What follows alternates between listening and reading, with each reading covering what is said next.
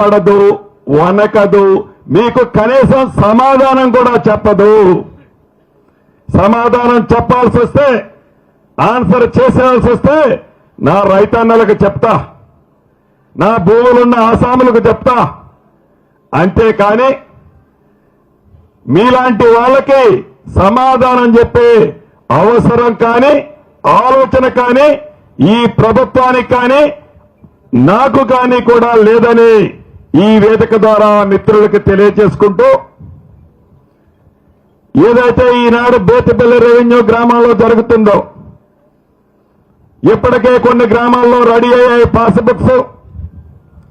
అది సూర్యాపేట జిల్లా తుంగతుర్తి నియోజకవర్గంలో కావచ్చు, మహబూబాబాద్ జిల్లా మహబూబాబాద్ నియోజకవర్గం కావచ్చు, నిజామాబాద్ జిల్లా కావచ్చు.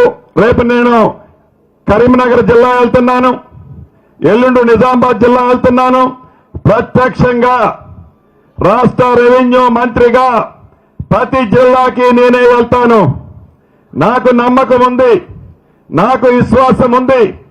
ఈ భూభారతి చట్టం అనేది పేదవాళ్లకి, రైతన్నలకి మంచి జరుగుతుందనే చిత్తశుద్ధితో ఏర్పాటు చేసిన ఈ భూభారతి చట్టం ప్రజలకు ఉపయోగపడుతుందనే పూర్తి విశ్వాసంతో ప్రత్యక్షంగా ప్రజల వద్దకే, ప్రతి జిల్లాకి నేనే స్వయంగా వెళ్తున్నాను.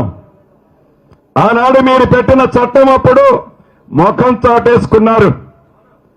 ఆనాడు మీరు పెట్టిన చట్టం అప్పుడు ప్రజలు గగ్గోలు పెడుతుంటే, రిజిస్ట్రేషన్ 7 నుంచి 9 నెలలు జరగకపోతే ఒక్కరు ఎక్కడా అడ్రస్ చేయలే.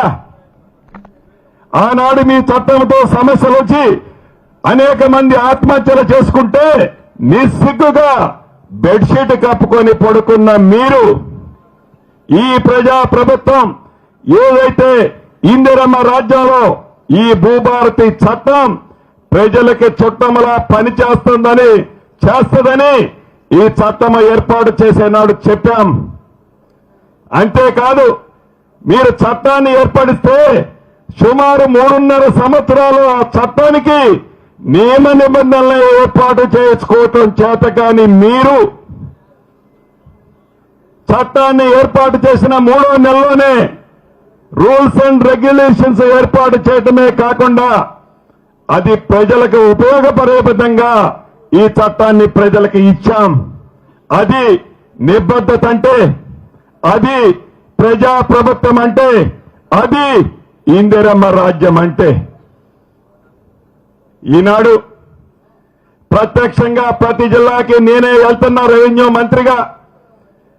ప్రతి జిల్లాలో సమస్యలని, రైతుల కష్టాలని రైతుగా తెలిసిన రైతుగా వాటిని ఎలా పరిష్కరించాలో స్థానిక ప్రజాప్రతినిధులతో, అధికారులతో చర్చించి అక్కడికక్కడే అక్రాస్ ది టేబుల్, నాతో పాటు అధికారులు, ఉన్నత అధికారులు కూడా ఉంటారు.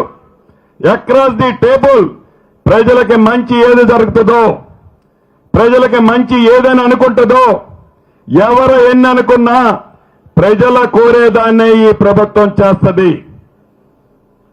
వారి స్వార్థం కోసం, వారి స్వలాభం కోసం వారు తయారు చేసుకున్న ఒక చట్టం ద్వారా సంక్రమించిన ఆస్తిని కాపాడుకోవటం కోసం ఒక కొత్త భూతాన్ని అడ్డం పెట్టి ఈ 22A భూతము ద్వారా ఆనాడు అక్రమంగా సంపాదించిన ఆస్తులని తెరచాటున దాన్ని రెగ్యులేషన్ చేసుకోవాలని మీరు ఏదైతే తపన పడుతున్నారో, మళ్ళీ ఈ వేదిక మీద నుంచి చెప్తున్నా, అది ప్రజల సొమ్ము, తింటే వంట పట్టదు.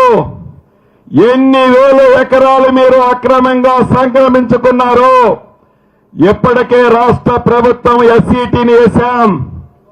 దాని ద్వారా మీరు ఎంత ప్రజలు రెచ్చగొట్టినా నా రైతన్నలకి, హైదరాబాద్ కోరు ప్రాంతంలో ఉండే ప్రజానికానికి నిజమేంటో తెలుసు.